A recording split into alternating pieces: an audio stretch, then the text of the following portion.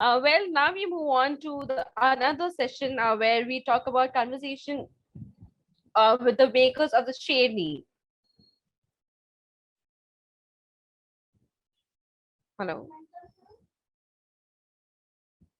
Okay, hello Amit, hello Asta, welcome to the Content Hub, Hello. and Hi. we're very glad that you are here to share your experiences of making Sherni. Um, Before we begin, I would like to thank you personally for making Sherni, for because in the midst of the pandemic, you gave us an opportunity to live vicariously, and I'd been missing the forest, and I personally think that it's one of the best depictions of Indian forests that I have seen on anywhere on TV or film. So thank you very much for it. Thank you.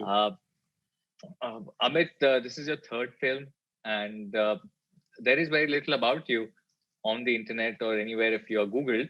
So, can you shed some light and demystify yourself for us, please?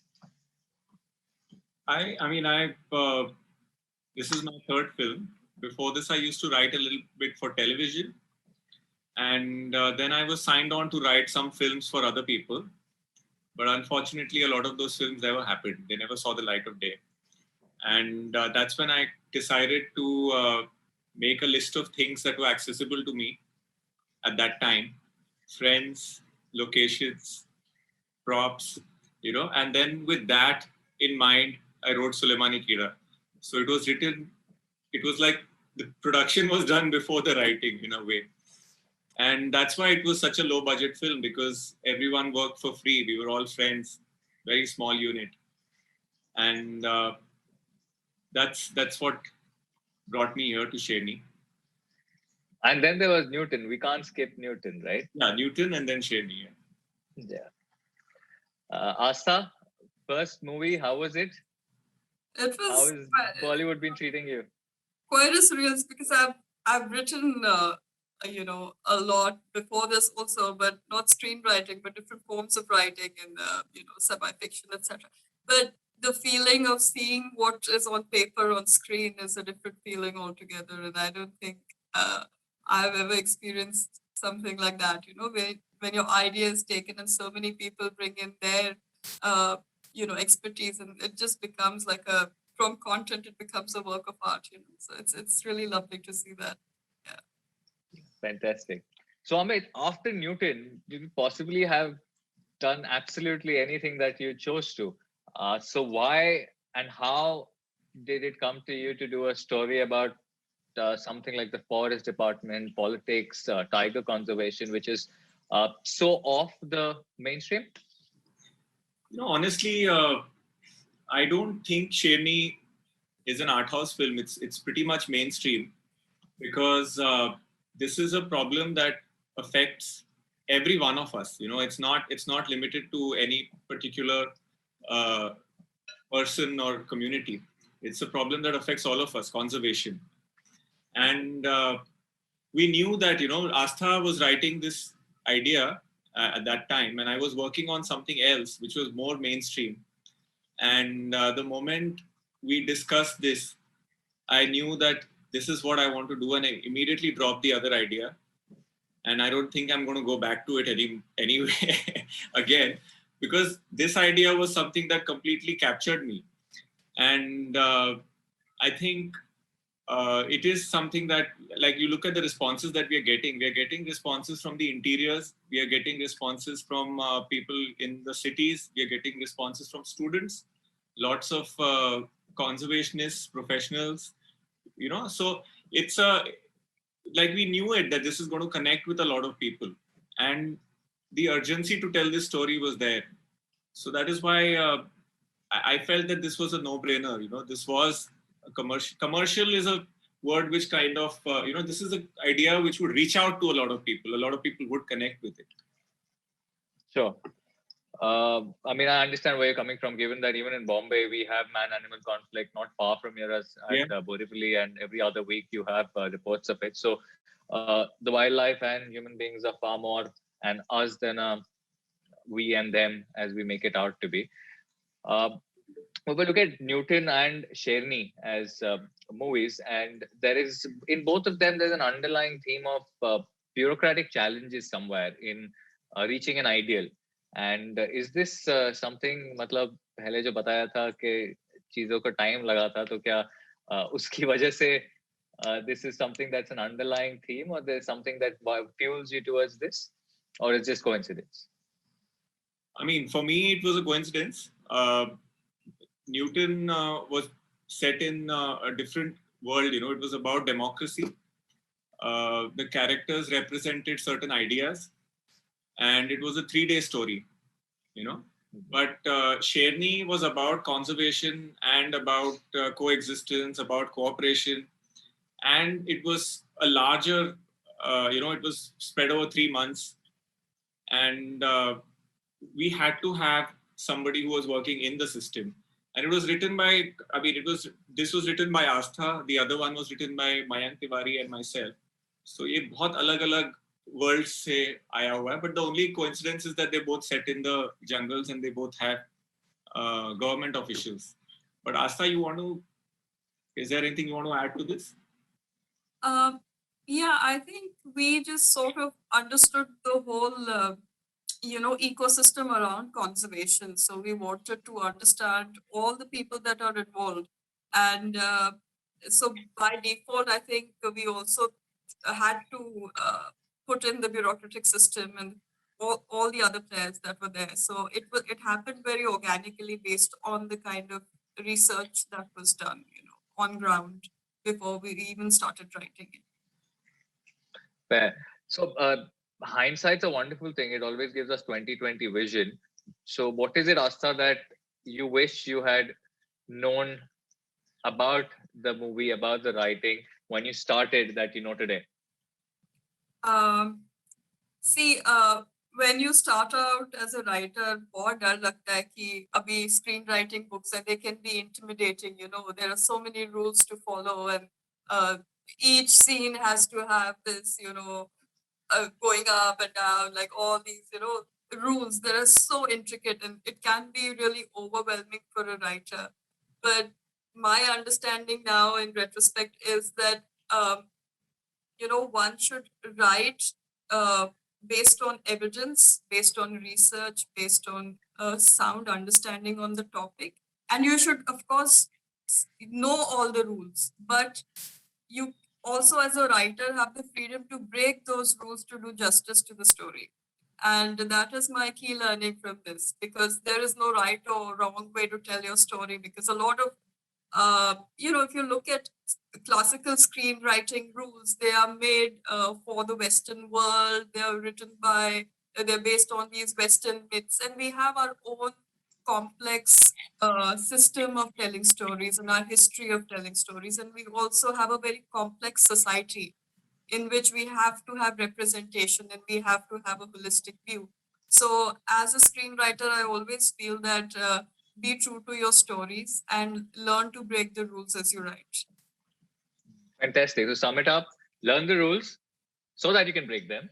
Yes. And draw on the diverse traditions that our country has of storytelling and not get stuck to what's in textbooks. That's fantastic. But so as the first movie, and I saw pictures across Instagram and other interviews that you've been on the sets and on the shoot. How was your experience in the first Bollywood movie? Like, kaisa laga? I think I didn't have a reference point, so everything I got was amazing. And actually, this film didn't feel very filmy, because I think all the HODs are, technically brilliant, and all of them really connected with, Amit also at the time of bringing the team together made sure that everybody feels really strongly about this topic. And we all sort of had the same vision, the similar vision, that we wanted to decolonize the gaze of looking at the forest. We wanted to understand, have the forest as an observer in the story. We wanted to bring in as much, representation. And I think in the film, everybody was just focused and passionate about this idea. And I hope the audience sees that in the end product. It was really, really lovely. It was a pleasant experience. It was like a family away from home. So it was really nice. Yeah. That's great.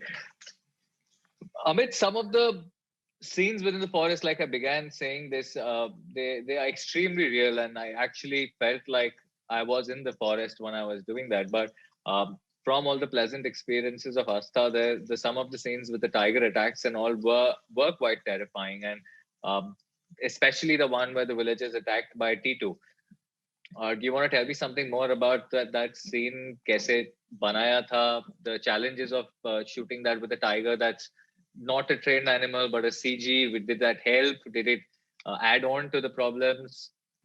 We don't have Also it. wanted to ask you about the entire thing about shooting with an animal and the various procedures and restrictions about it, and what do you personally feel about that? That we'll come to later, but if we can begin with Tito. Yeah, so T12, we've never shown T12 attacking anyone. And there was a very strong reason we didn't show it. We always showed the aftermath, and we showed the before the attack, what the character is doing. Right. And the reason we did that was because we didn't want to make it into a sport. We didn't want people to enjoy someone getting killed because it's thrilling. So that was a very conscious decision. We didn't want to, make that into a spectacle. So, and I think that really worked because we wanted people not to judge any of the characters there. We didn't want them to judge the tiger. We didn't want them to judge the people. We wanted to tell a story for what it is, and that's why we didn't really show that part. But it was all CG. So what you see is the tiger is all done by a company called Circus, Hyderabad based. Many of those artists worked on Life of Pi. So they were experts at doing the tiger effects. Yeah. Sure. And we had a very good scientific consultant on board called Dr. Ramzan Virani, who was always consulted before anything and everything. He was on set, even in post-production, he was helping us with jungle sounds, and on set he was helping us with understanding the behavior and how a person, what happens in a forest when a tiger enters, how the soundscape changes, how the birds react, how the monkeys call out. So all these little details which we didn't know of, so Dr. Virani was always there guiding us through the whole thing. So I think a lot of the atmosphere was created using music, using clever editing, and sound. So that is what was creating, and of course, good acting. So all the people that you see belong to the villages around Bhutpalasi where we shot the film. And they were all, they had never acted professionally in a film before, but most of them were extremely talented, and we, found them through auditions. So that was another thing. Our casting director, Romil and Tejas, they had to really audition a lot of people and then workshop with them. So extensive workshops happened when we were there. So it was great fun. And I think that is what created what you're seeing right now. Right. Where is Bhutpalasi exactly? It's near Bhopal. Okay. Where did you see this film? As in, is it a story that is inspired from particular locations? I mean, there is a lot of tiger conflict with villagers in the Tadoba, Chandrapur area, the tigers of Brahmpuri. Is it inspired from that, or is it something else that you had seen somewhere, heard of stories from the circles of the forest industry? Where did it come from? Asta? I mean, the conflict, like human-animal conflict, is a pressing issue in India today, and the casualties of this human-animal conflict, both when you talk about the animals as well as the people, it's quite high. It's not a casual issue, and it is not an issue that I feel gets the kind of attention that it should. So it wasn't centered around the tiger. It was more generally centered around conservation. So be it elephants or leopards or even tigers. So it these kind of issues are common to all these conflicts around all these forested areas and the smaller villages skirting these forests. So uh, it was a very conscious decision to not stick to specific cases or specific scenarios rather than look at the big picture, key what happens and how tricky conservation is. It is not just planting trees. It is not just, giving compensations to people. It's a huge and complex issue that needs to be addressed the way, in its totality. So that is what we were looking at. So whenever we're talking about Sherni, this word realism keeps coming back, and with the amount of research that was put into it, with the casting, like Amit spoke about, so having this kind of an absolute realism for a movie that is made for a commercial audience with elements that would cater to a mass audience rather than an art house film, as you said earlier, Amit. What is it that went behind this decision? What is it that drives this conviction, this passion for wanting to say it just this way? Because there's no other way to make this feel real, because it has to, the audience has to feel, what we want them to feel. And that comes when you have this level of reality. Of course, now because of Netflix, Amazon, and, people are used to watching the tone that of content that people are watching is quite different from what is traditionally 90s and 2000s Bollywood or Indian television. The tone is more, the acting is more real, and the way you shoot it is different. So the lighting and production design and all that. So obviously audiences are now used to watching international content, which is close to how Sherni was shot. So for us, it was a no-brainer. Like this is how we saw it. And the casting was all done that way, So all the other actors that we had cast from Bombay had to match their tone to the real people who were acting in the film, because they were playing themselves, and they were good actors, all of them. So all the Bombay actors had to match their tone and be at their level. So it was a big challenge, and it was very interesting because everyone pushed themselves to achieve that level of acting. And I think that is what made the audience feel for the film. Otherwise, it would have been a thriller, or we really don't go in that zone at all. And also, I think to add to Amit, I think what is commercial? Commercial is engaging with an audience so that they watch your content, they engage with it, and they understand it and they appreciate it. I think that is somehow I feel the new definition of commercial, because with the OTT platforms and social media, we have access and engagement directly with people. We know what, like with Sherni, the kind of messages we have received about the level of engagement that people have had with the story. And I think that should be, in my mind, the new definition of what is commercial versus what is not. That's at least my personal view. Great. I've also been reading some personal views of yours on the hero archetype. And when coming forward from realism itself, the hero of Sherni is not the typical hero who's your mode for catharsis. He's more a real hero. So, and I believe that ties in very nicely with what you've been speaking about the hero archetype. So, would you want to tell us about that thought of yours about the modern day hero archetype? Yes. So when I was writing this, of course, you have to classically you have to pick an archetype for each character, because the archetype sort of, it's the collective unconscious. You kind of go into that and you write about. But when I was looking at the story and I looked at the people I met, there was a huge gap between the people that are existing in reality and what a lot of the rules tell you. So I had to set aside the hero archetype. So this film is not about heroes at all. It's about people who don't want to be heroes. It's about people who don't always know what is the right thing to do. They don't have a sort of a clear moral radar that this is black and this is white, and all this. So these are confused people with their heart in the right place, and they realize that they can't do it all on their own, and they collaborate, they cooperate, they build systems, they weave networks around them to make changes happen. And it is a bit of a deviation from the hero archetype. These are not people who are urgently looking to accomplish goals. You know, they have a long-term view. They are systems thinkers, you know, how you say systems thinking. They're like that. And you need people like that in conservation. So I thought, why should cinema not reflect that?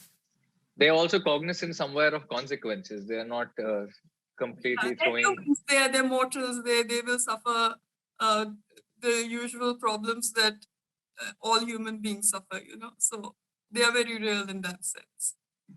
So there are a lot of nuances in each of the characters, Asta, whether you look at the head of the forest department, who Vidya Balan reports to, or even the politician. So do you want to tell us a little bit about your process of about how you went about getting these nuances to the character? How did it translate into your writing into the script? And then Amit, finally, how is it that you were able to pick those and make them visible on screen visually rather than somebody giving a narration about, oh, iska ye charitra hai? So I think the core philosophy when I started writing the characters was that I wanted to break that binary of good versus evil that you see a lot, you know, कि ये अच्छा इंसान है, ये बुरा इंसान है, you know. So I wanted to break that, and I wanted to see that there's a little bit of all these elements in every person. Even the protagonist is not perfect. Even the antagonist is not perfect. And all the people that are in between are not perfect. So they are on the same level of, you know, of, like in terms of the qualities they possess. Uh, so yeah, so I wanted to not demonize anyone. In fact, the uh, focus was to humanize people as much as you can, because to really understand the mind of either of all these characters, you have to see them as human beings. And that was the intention behind writing these highly nuanced characters and using humor and using these smaller things to humanize them further, so that you see them for who they are and you see the system at large and how this interplay takes place. So there is a separation between the systems of power that operate and an understanding of that, and then place the humans in these systems and say that, you know, it's not that power operates through people. People operate within power structures, you know. So that was the intention. So were these nuances things that were already on the script when you went there, or once you went there and you saw the real people, as you said, the auditions were happening over there, and then took parts of what you saw and put them back into the characters? Before penning anything on paper, I did the research first. So I couldn't have written this film the way it is without actually fieldwork and ethnographic immersions and going there and meeting people before I even started writing. So can you tell us a little bit more in detail about the research, the places you went to, the things that struck you at these places? So we went like to a lot of forested areas. We went to, you know, Kana, Pench, around these areas. And we also met a lot of forest officers, forest guards, female forest guards, even people who track these tigers, people who take you on safaris. We met like a lot of diverse people. And instead of going there and validating what I already knew, the point was to just go observe them and just shadow them and see what are the organic kind of conversations, topics, concerns that take place when you're in that world. And out of that, we later designed a sort of a discussion guide, and then I probed more on certain topics that I thought were relevant to the film. But initially, it was just being an observer in the world and seeing the world for what it is and seeing that where is the story emerging from that. Did you have any experiences like the ones in the film at that time when you were on the research? Any near tiger attacks, any news of tiger near a village? No, we didn't have that experience, but we did experience like people who go on safaris and how obnoxiously loud they are sometimes, you That's know, true. when they're spotting the tiger. So that was just like I felt really bad for the tigers that were there. No, I remember I was at a place in a village near Satpura, which is contiguous to the forest area. And every evening there would be a bunch of people walking around the periphery of the village with steel plates and spoons and banging it during the hours of sunset. And they had a tiger attack not too far ago, and there would be people monitoring the streets the entire night. And I think that was quite something that came across, that feeling, since I've experienced it first and I lived in that place for a few nights. And when you saw it on screen, there was a lot of similarity in the way that was done. The nuances of it, like we were talking about nuances, did come out. So Amit, what was, like, this is the writing process. What was your process about getting these written nuances to be visually seen, to be heard through the audio, like the chatter of the monkeys before it comes, or the silence when the tiger's on the prowl at certain areas? Do you want to tell us a little about that? Yeah, like most of it was there in the writing, so it made my job easy. And we had, like I said, I had consultants, so we always had forest department officials on set, who some of them were acting in the film. So a lot of the smaller nuances, like how to set up a camera trap, or how do they do a PIP, all these little things, they would do it themselves. And then we had Dr. Virani, who would tell us other things. We were constantly discussing, and people from the villages nearby who were acting in the film. So lots of conversations there, and their perspectives on how we could better it. So this was made with a lot of to and fro. There was a lot of discussion, and it's not just our research. Also, every department was doing their own research. So the art director was doing her research to figure out how to, make the locations come alive. Like, for example, the file cabinet room, which is full of ancient files. Finding that location, that's a building built by the British, I think, in the early 1900s. So finding these kind of locations was an interesting process. We had to travel a lot to find Balaghat and the Rangers University there, which was established in the mid 1800s. So, finding these old buildings, people who take care of those that area, they've all acted in the film. So it was an interesting process, because you meet so many people and you hear from so many different sources that it's bound to get rich. Your film is going to get rich, because all these people will give their point of views, and they'll give their little kissas, and also a lot of other things, like adding the cat, which was again what Astha did, that little kitten that comes into her house, and juxtaposing that story with the story of the tiger, who's also looking for food and safety. And a lot of little nuances were constantly, like for example, the ending of the film. That was an idea that came to her. We had a different ending in the beginning. In the pandemic, for 5-6 months, everybody was away from the film. That's when the ending came to Astha, and then, everybody loved the ending of ending it in the museum, and the scene where a new DFO comes in. Otherwise we were ending with Vidya going to a new place and getting congratulated or something. So that would have been a different ending. This was a completely different ending. So I think a lot of this happens when you keep your ears and eyes and open, and you're like open to change, and you're open to ideas from different people, and are not fixated, ki, this is what I want to do. I'm a perfectionist. I want to do this, that. You need to be fluid. You need to be willing to change, because there was things that we had storyboarded and we just dropped it when we went to the location. So one should be willing to change one's mind, and accept different point of views. But this is one of the lesser spoken about, lesser acknowledged parts of creating content, of what out of imagination, out of research is written on a script, to it translating into what is seen on screen. And the processes that go between these two are also very integral to a content creation process. But yeah, please. Astha was always on set, so that helped, So a lot of times, we would constantly be discussing. So, like, for example, 2 or 3 scenes are improvised in the film. The rest of it is all written. And they are mostly those scenes which have guards in them. Because the real forest guards, it was difficult for them to memorize all the lines that we had written. So we just told them the situation and what one needs to say, and we supervised their improvisation, and then we kind of tweaked those lines. and that was easier for them. Like, for example, the scene where the two female guards are talking about how to catch a tiger.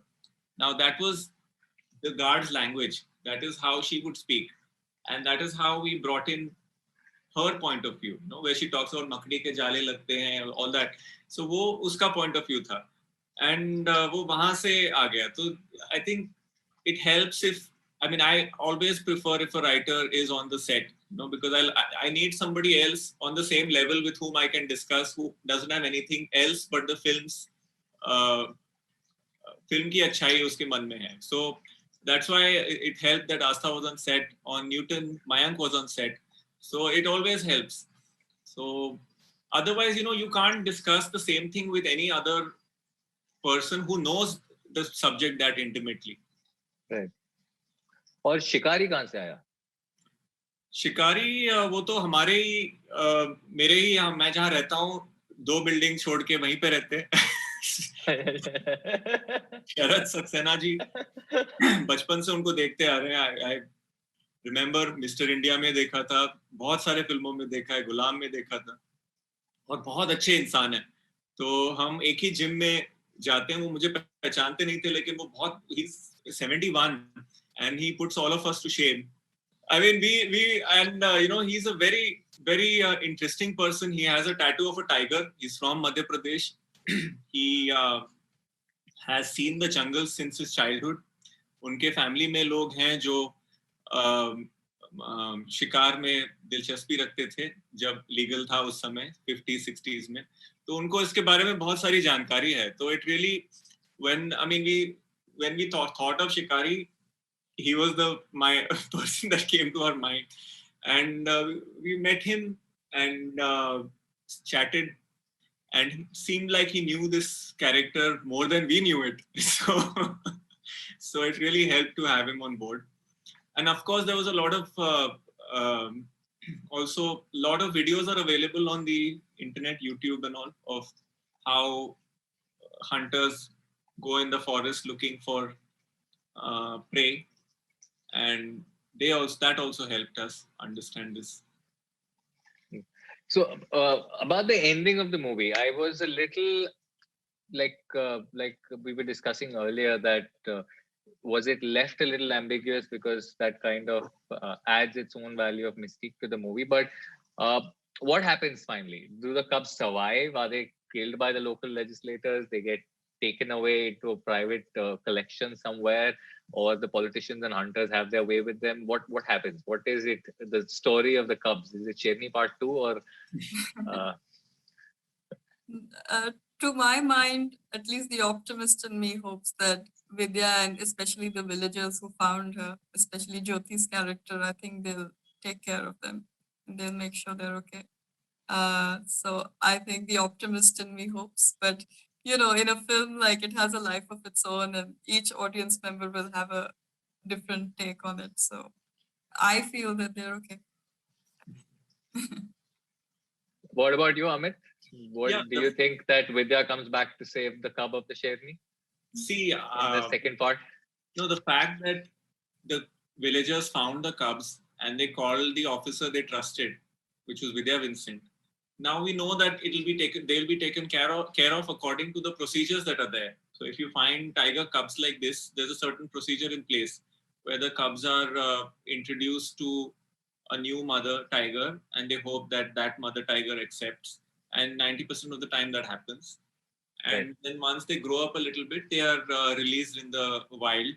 Initially, they're supervised, and then they kind of leave them, And this has happened a lot of times when you find orphaned cubs. So, I mean, there's a set procedure in place, and we have very strict laws in India that protect these animals. So, I mean, for me, they're 100% they're safe, Okay. So I've been wanting to ask this right in the beginning, but for me, the forest was another character in the movie right throughout it. So there are two parts to this question. One is that what went into choosing the forest and the areas that you decided to shoot in finally, and second, that within the entire process of bureaucratic challenges and red tape, which is inside the movie, what were your experiences with it while trying to get the movie made? this wouldn't have been possible without a lot of interfacing with various government bodies to get permissions to shoot at these places. Yeah, so all that was handled by the line producers, because it's, we had local line producers from MP, and Madhya Pradesh Forest Department and their tourism department, both of them, both the departments were extremely helpful. Like, we couldn't have shot it in their offices. We used their like actors were, many of them were staff from the department, and we shot mostly in forests which are nearer to the city, so we didn't really go deep inside. They were all on the road where we would park our vehicles and our vanity vans and all that, generators and all, and then we would just go a little inside, like 200 meters in this way or that way. And the thing about forests is that you can shoot one on this side and you can shoot one here, and those scenes will look like they're totally two different locations. So that was one good thing, we just had to change the angle and you got a completely different forest. Right. And we managed to make it look dense through drone shots, and it was clever use of cinematography. So Rakesh Haridas, who shot the film, is again, he's a documentary filmmaker. He shot documentaries like Gulabi Gang, and he shot international films. He shot a French film. He's now shooting, I think, Tahira Kashyap's next movie.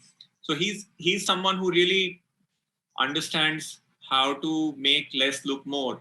And that's what we did to make it look like Ghana Jungle.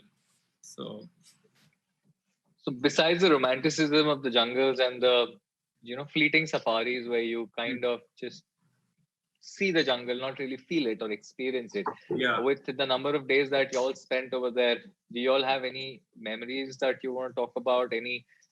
A little bit about the challenges of shooting in real locations like this, which are devoid of what other comforts of sets that most of us have become accustomed to? No, honestly, the unit, the crew members that we were working with, they were all extremely conscious, so there was no littering. There was, that sort of stuff was not happening there. And also we had all the comforts in the sense that we were staying in a good hotel, and we're just an hour away. And even in Bombay, you travel an hour to get anywhere, if you're staying in Bandra and you're going to Goregaon, it's going to take you an hour. So it seems like a lot of time, 1 ghanta travel and all, 1.5 ghanta travel, but that is what we do here anyways. So we're all from Bombay, so we're all used to it. So ऐसे कुछ हुआ नहीं. हम लोग गोंदिया में रह रहे थे. Gondia is in Maharashtra. And Gondia से हम बालाघाट जाते थे. 45 minutes, 1.5 घंटे पे फॉरेस्ट आ जाता था, वहां पे रुकते थे. It was actually quite nice November weather, and everybody, we were waiting to get into the forest. वहां पे people would be silent because you can't make too much noise, so no need to shout, yell, no PA systems used. So it was quite a chilled out shoot, because we had to shoot before 4:30. We had to wrap everything up, because then the sunset would start and your light would completely change and it would get dark in a matter of minutes, so we just had to start wrapping up by 4:30. So people were also conscious of COVID. The first wave that happened in November, we were relatively safe and we were thinking everything is now going to get back to normal, but we were still very careful. We were in the bio bubble. So there were a lot of these challenges because of bio bubble. Nobody was going out of the hotel. Sab saath mein rehte the. 4 or 5 hotels, entire hotels were booked. दूसरे guests allowed नहीं थे, सिर्फ हम लोग थे. तो एक उन्हीं लोगों के साथ आप हैंग आउट कर रहे हो, काम भी कर रहे हो, तो एक महीना आप उनके साथ ही थे, तो सबकी अच्छी दोस्ती हो गई थी सेट पे. तो ऐसा हमारा कोई एडवेंचर ऐसा हुआ नहीं, because animals never come when they hear human sounds. They know a human presence is there, कोई सामने नहीं आता है. तो वैसे हम safe थे. That is the learning from this film also, that about how shy animals are, and and what kind of unsettled situation animals have to be in to even go near these go near civilization. because for our shoot we did not see any animals apart from monkeys, because we were also in the buffer zone, and we did not. I mean, the wildlife is also like really shy, and they're not like how we see in classical cinema where a tiger just jumps on people out of nowhere. That doesn't happen. It happens because of a lot of habitat loss and starvation that the animal is facing, or something has come in its way. All these other challenges that we've covered in the film. That हमारे was film में तो सांप भी आ जाता है, ऐसे follow करने लगता है, आप भागते हो, सांप पीछे से भाग रहा है, वो तो वैसे तो कभी होगा नहीं ना. So it was animals are shy and they want to live peacefully, and the people living around the forests have so much knowledge that we as urban people don't tap into. उनके पास इतनी जानकारी है जो जिस तरह से वो plants और आसपास के जानवरों को समझते हैं, हमारी बहुत कम नॉलेज है, so ये भी एक अंडरस्टैंडिंग है कि हमें we know so little about the natural world, and we should be humble about it, and we should try to learn more and see more through the eyes of people that live close to these forests. I have been very unlucky with tiger sightings in my life. I have been going to forests almost every year for the last 15, 17 years now. And I have spotted a tiger just once. It was 2009 in Corbett. And in the wild, seeing a tiger is one of the most life-changing experiences that you can have. It's far above scuba diving and skydiving. So I wanted to ask, did you all manage to see a tiger in any of these areas? Yeah, we saw in Kanha, the only time I've gone. Wow. Yeah, so we saw a tiger with 3 cubs, and it kind of scarred me because there were 18 or 19 cars, jeeps, of tourists who were just following that tiger around and not letting it be. It was almost like, roadside Romeo type, and everybody's clicking photos, and, they're like, so it kind of made me feel that, even if people are, these safaris, they should be a little more conscious of how they are treating the tiger in the tiger's own habitat. So that kind of made me feel कि next time मैं थोड़ा careful रहूँगा, like because ये बहुत commercialization हो गया है वहाँ पे. But कुछ I think उसके बाद I realized कि मैंने एक बार देख लिया है और मैं उस समय बहुत टेंशन में आ रहा था कि लोग क्यों इतना उसको चेस कर रहे हैं. So I did not feel that experience. But yeah, my photos and all, I like watching tiger documentaries and all. They're like really, I love them, especially cubs. So that's why in our film also we have 2 beautiful VFX cubs. Yeah, but overall, when we speak about the tiger in India, there is an entire industry that mushrooms and proliferates from what we spoke about just getting a glimpse of a tiger in a wildlife area. I somehow thought that aspect of the tiger and the economic impact that it has on areas near forest parks was maybe a little underrepresented in the movie itself. Was that a conscious decision?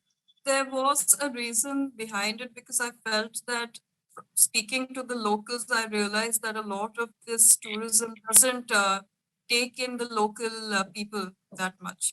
So it is a lot of people from the outside that are running these resorts and all that, and resorts are a nuisance to the ecosystems around. So it was had I focused on that, then it would have been a different topic. But I just didn't want to include it in the film because I felt that there is the local people who live around these areas are not fairly employed, or nor do they own these businesses or these resorts, and it doesn't do anything for them economically. Also, this area was not really a tiger area.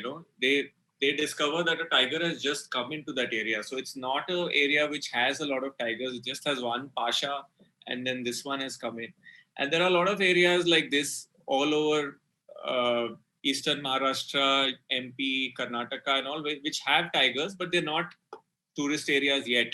Because tourists only come when there are like 15, 20 tigers, and tiger sightings become really popular. And the places where they stay are comfortable, and there's geyser and there's hot water and all that, electricity, all that. Sure.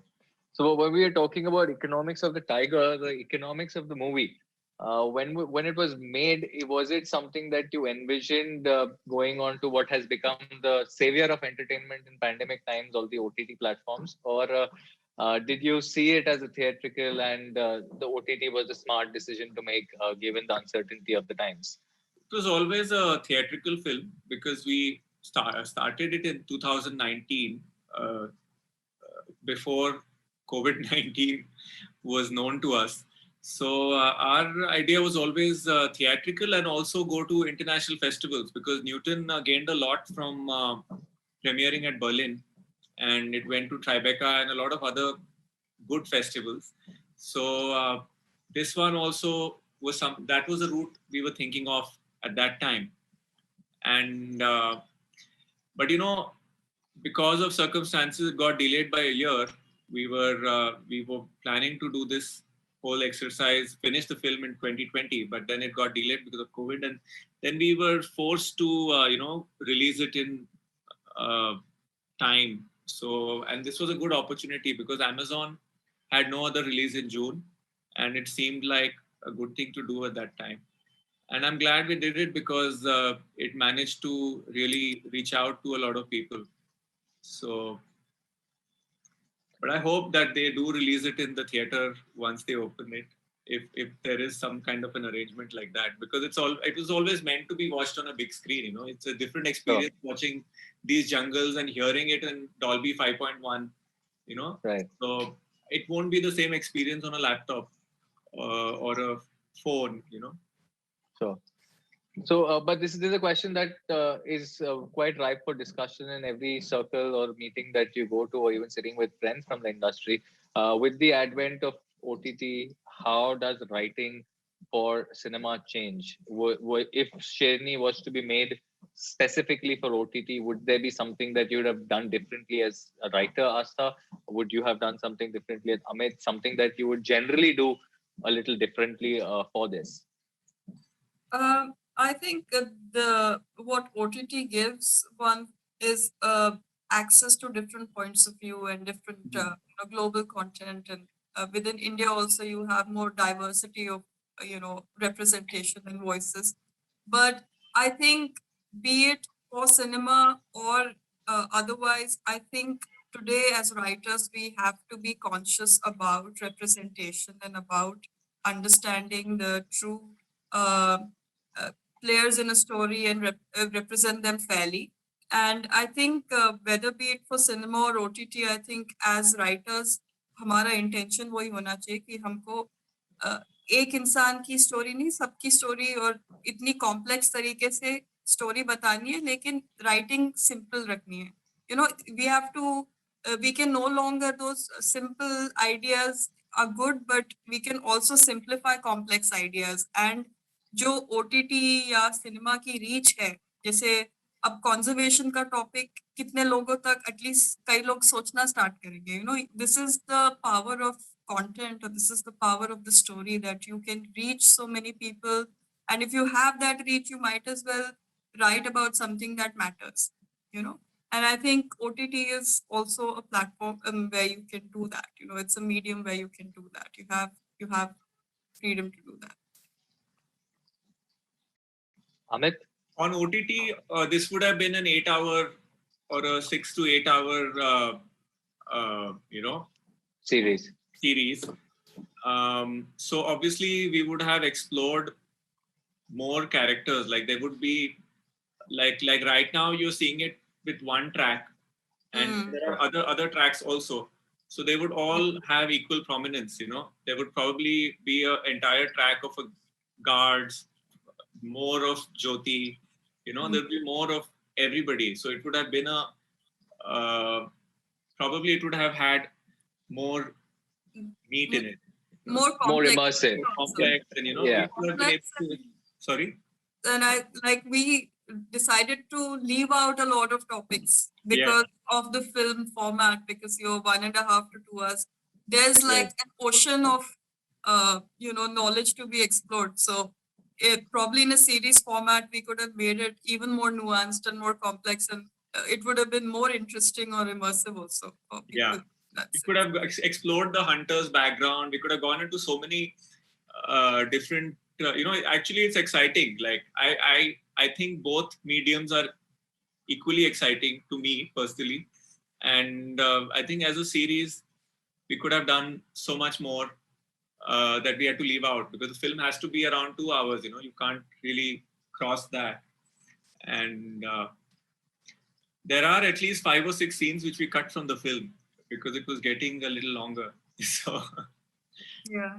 And some topics also we removed in various drafts because we are like, yeah. there's no way we can cover that in the span of time that we. So are you guys secretly writing the man-eater of Bhoot Palasi somewhere as a background without his name? Is there conversations about that ongoing? Okay, so to wrap it up, what both of you are living right now is, for a lot of people watching this, quite the quintessential Indian Bollywood dream, coming from very diverse backgrounds, making it up with movies that have meaning, and being able to hold your own and create more stuff, the kind of stuff that you want to create, like to create. From your journey, from your experiences, some words for them, some nuggets of wisdom, advice, practical tips, hacks. I think everybody is different, and every journey is going to be different. So the only thing I would tell someone is to not look at anybody's journey, but understand that your own journey is unique, and the stories that you will be telling will be unique.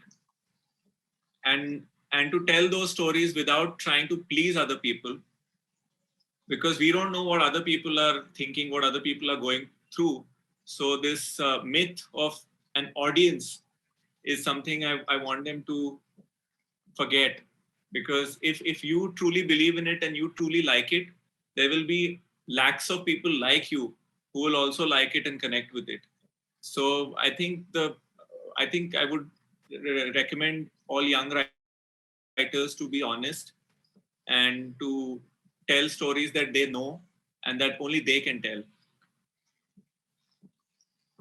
Asta?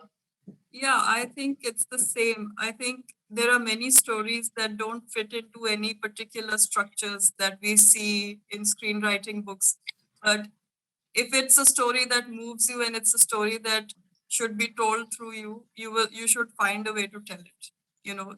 Play around with structure, play around. Screenplay is nothing, it's a loose structure. It's like Lego blocks, and you can use it to build whatever you want. So a writer shouldn't feel that what they are experiencing in their life, if it interests them, it will interest a lot of people. And the skill of a screenwriter is to use those Lego blocks and make something, new with it every single time. So who is the Sherni here for you? Is it Vidya Balan or is it the Tigress? I mean, for a film on conservation, the Sherni was always T12.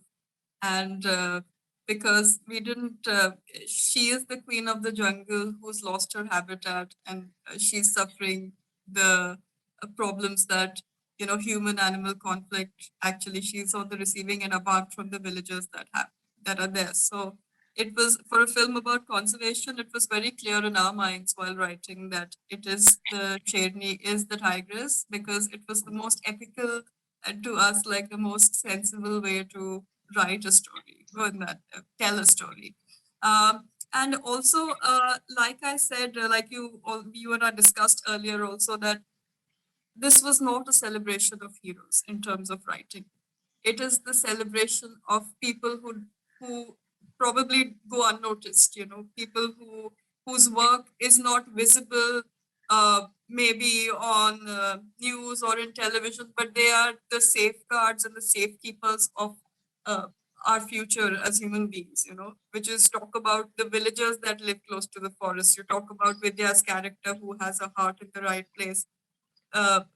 Dr. Hojo, Nurani's character, forest friends. These are, the people who will probably safeguard our future. So we steered away from the hero archetype very consciously, because in a film about conservation, one person can't do anything. So that is why the philosophy or the way of telling the story was completely different. And that's what I think a lot of people connected with. Amit, who's your Sherni? The same, echoing. Obviously the tigress, because Sherni is the Persian word for tigress. And for us, like Asta said, it's a film on conservation, and it's about the tigress who lost her habitat. And for us, it was important to title it Sherni because we wanted people to connect with the tigress right away. And I agree with everything she said. And this was our philosophy right from the beginning. Do you want to tell us a little more about the entire process of the making, the technicians, that what they added, how they added various aspects to make this a more all-round experience for a viewer, Absolutely. and also the pivotal part, especially of the VFX within this, and how did you plan the VFX while you were making it? Yeah, so once she wrote it and we started pitching it around, pitching it as in we got Vikram on board quite easy because I was doing some ads with Vidya. And initially, Asta had a story. It wasn't even a full script. And we were thinking of various actors whom to cast. And this is the advantage of doing ads. You know, you get to work with different people. And Vidya had liked Newton and she said, hey, let's do something together. And it seemed like a good idea. So I asked Asta, what if we make the actress in her early 40s? What would it be? And Asta was like, yeah, this is a good idea because then I can add so many more dimensions. Otherwise, we were thinking of a rookie forest officer, you know. So those dimensions came in because we decided to make her a little older. So she was already married. She had a mother-in-law. She already had 9-10 years of experience in the field. She was coming back on a field posting after many years. So these things suddenly changed. Then once Vikram came on board, we started looking for other collaborators. So one of the first people I got on board was the first AD, Rajesh Thanikan, who is brilliant at what he does. He recommended the DOP, Rakesh Haridas, who was a batchmate of his from FTII. And I saw Rakesh's showreel, we met him. Very soft-spoken guy who has lived in the tea estates in Kerala. So he's very familiar with the jungle. He's seen elephants right from his childhood. And he has this deep love for nature, which really helped. Then we got Deepika Kalra on board, who's the editor. Again, fantastic editor. There was a lot of material for her to work with. Also, I mean, not just in terms of nature shots, and but also in terms of making sure that the performances were leveled, you know. So she was there. Then Devika Dave was the production designer. She's a graduate from Srishti. Again, she's an artist and very funny girl, lady. So we had a lot of little nuggets that she put throughout the film. Like, you know, we had that huge poster of the tiger right behind Bansal, or little details like putting a picture of a tiger moth behind Nurani. Now, tiger moth is obviously a wordplay and it's a real kind of moth. So little things like these, you know, and designing the office where Bansal is running around to make sure it's like a labyrinth full of dusty files all around. So all these things came with Devika. And Anish John was the sound designer. Again, someone I've worked with on Newton. He was the sync sound recordist on Newton. In this, he was the designer. And Anish again had a lot of help coming in from Dr. Virani, who was always on set. He helped design the tiger pug marks also that we used in the film. And Siddesh Kankekar was my DA and researcher. So like he did a lot of snooping around and finding out things and bringing them to Astha and, you know, making all these reference dockets, which really helped. Then we had the music director, directors Naren and Benedict, who did the background score. Again, Naren and Benedict were very conscious. We worked on Newton together, and they were very conscious that they didn't want to use, use instruments that would exoticize the whole thing. So they used a lot of modern electronic instrumentations and wind, and they designed it in a way that they were not judging any of the characters. So we were not having, the typical music that you get when somebody is evil or somebody is good, So they were avoiding judging characters through music. So that was quite a challenge. Then we had Hussain Haidari wrote the lyrics for the song Bandarbat, which is in the film. And it was composed by Bandish Project. That's Mayur Narvekar, who lives in Ahmedabad. And all of us, post-production was quite tough because we started post-production. I mean, the editing finished on the 1st of April. And April, May, we were doing post-production remotely. So that was a big challenge. Like doing post-production remotely is a nightmare because what can happen in 5 minutes sitting next to each other takes a whole day because you do so much of to and fro and WeTransfer and this and that, it takes all your time in doing that. And then you get stressed, 1 second idhar, 1 second udhar. So, bahut bada nightmare tha. Same cheese hua, like we had a very good VFX company, The Circus, who like I told you before, I worked on Life of Pi. They designed the tiger, all the 4 different tigers you're seeing.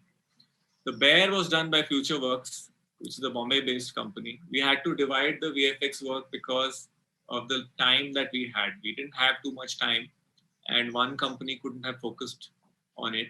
And we were quite, like Siddesh was like quite, particular about like at least 100 baar hua hoga to and fro to get it right, because they were also working almost 24/7. Somebody or the other was constantly working. रात को 2 बजे आते थे, मैं जग के देखता था उनको. इमीडिएटली 2:15 को मैं फोन करके बताता था, फिर अलार्म लगाता था 4 बजे का, फिर 4 बजे वापस जग के देखता था. So it was going on like that because our deadline was quite crazy. And whom else am I missing, Astha? Anyone? We had a great team. And the gap.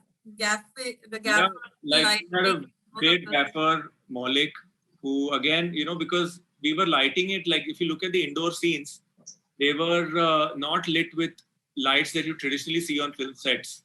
So they had specially designed tube lights and bulbs, which could look, which were, on which you could shoot on a digital format. So a lot of that credit goes to him. A lot of it was natural light, but you have to reflect it. And we also had a very good grips, So a lot of jugaad happens when you have a good grip guy. So Jacob was there. So he's very good with that.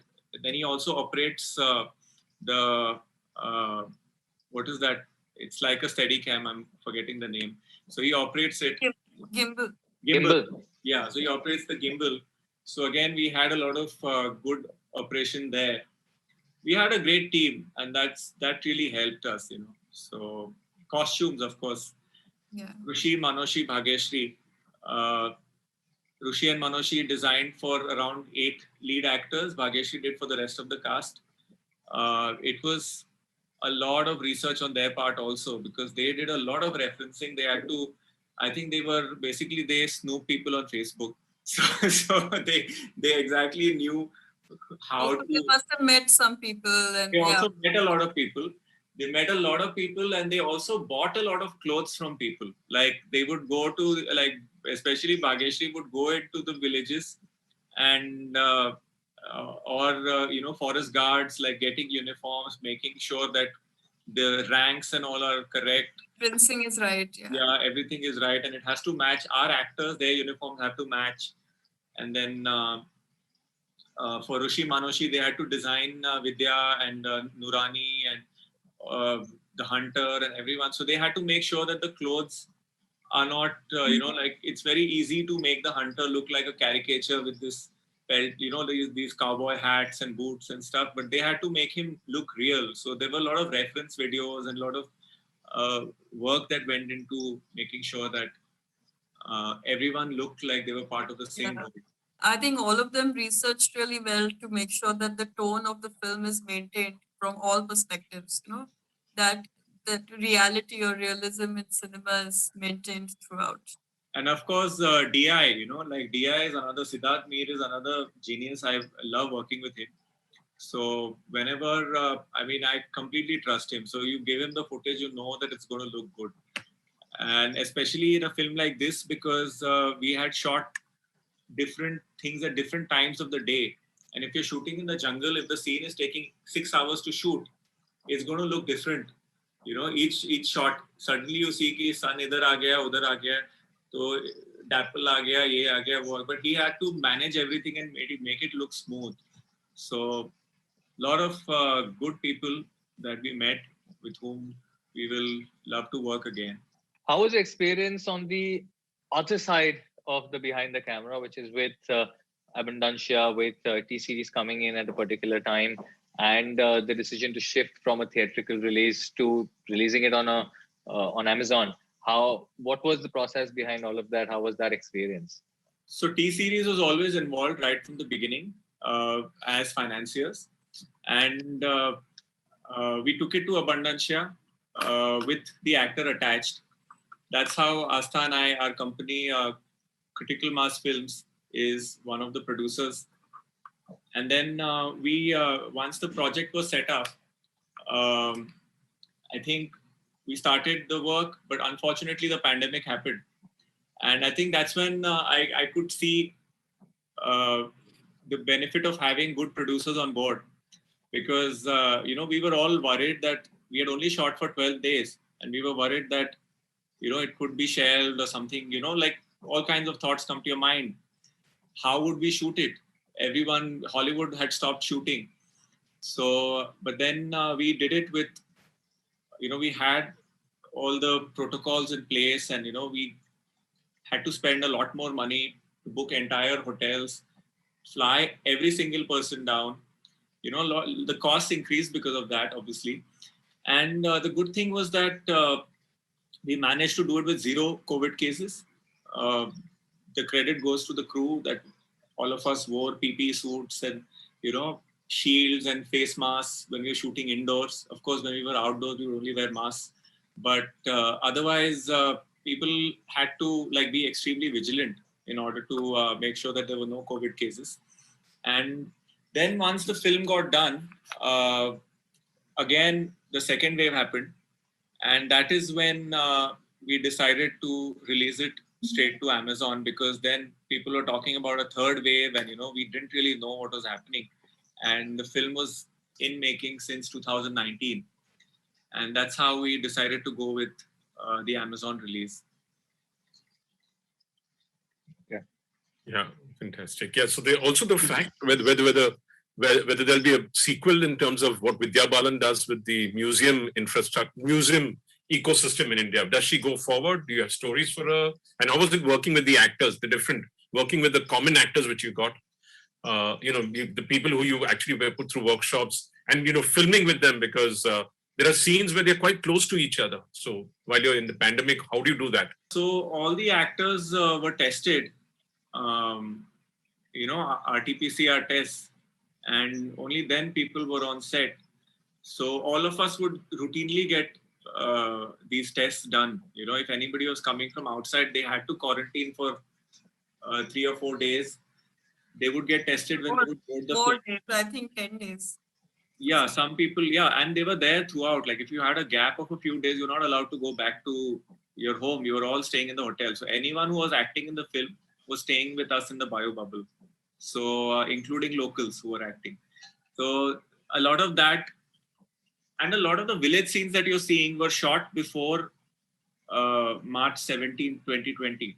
So this was before we really knew how serious this was going to hit us, because we've heard of SARS, we've heard of Zika, we've heard of all these things coming and going, but they personally didn't hit at least people that I knew of. So when we were shooting in March in Madhya Pradesh, we had no idea that it was going to be so serious. And a lot of the crowd scenes that you see were shot then.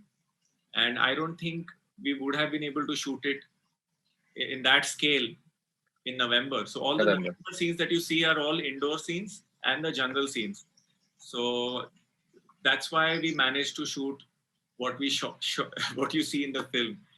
So that's because it's in 2 different seasons, 2 different time zones. That was another challenge, you know, making 2 different seasons look like one film, because you have March and November and the jungle looks completely different. Yeah, the deciduous forest, so it changed color. Yeah. So now that Vidya goes on into the museum, do you see a part 2 with her revamping our museum infrastructure, which is much needed, especially natural history museums? There are so few of them anyway. I didn't think that far because, like I said, the ending was more for the audience to think about what we are doing with the environment. It was a question posed more for the audience, but if inspiration strikes, it strikes, you'll see. Maybe time to start visiting museums now. Yeah. As of now, I think that was the closure for this particular idea, unless something interesting strikes. Fantastic. Thank you both. Thank you so much for your time and for the candid conversation. Thank you. And thank you, Content Hub, for the opportunity and for getting us to hear their wonderful views. And as much as it has been a pleasure doing this virtually from the comfort of the home, I really look forward to meeting both of you in person someday once all of this settles down. Thank you.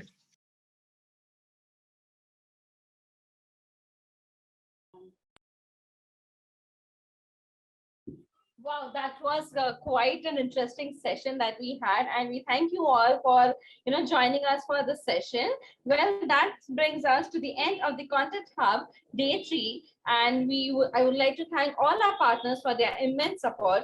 Our co-presenting partner Intermedia and Z5, co-powered by partner Applause Entertainment and Tipping Point, branded content partner TVF, support partner PTC Network, community partner SWA, IFTPC, international association partner PAT, media partners Telechakra.com, radio and music.com, and animationexpress.com. This event is produced and executed by ITV 2.0 Productions. On behalf of IndiaTelevision.com Group, I would like to thank all the viewers and speakers for taking out your time to join us today. We hope you had a fruitful time. Do share your feedback with us. Use the hashtag ContentHub2021 in your post and tag our official handles. We can be found at ITV News on Twitter and Facebook, and IndianTelevision.com on Instagram and LinkedIn. We thank you all once again for joining us for the Content Hub 2021. Have a nice evening. Thank you.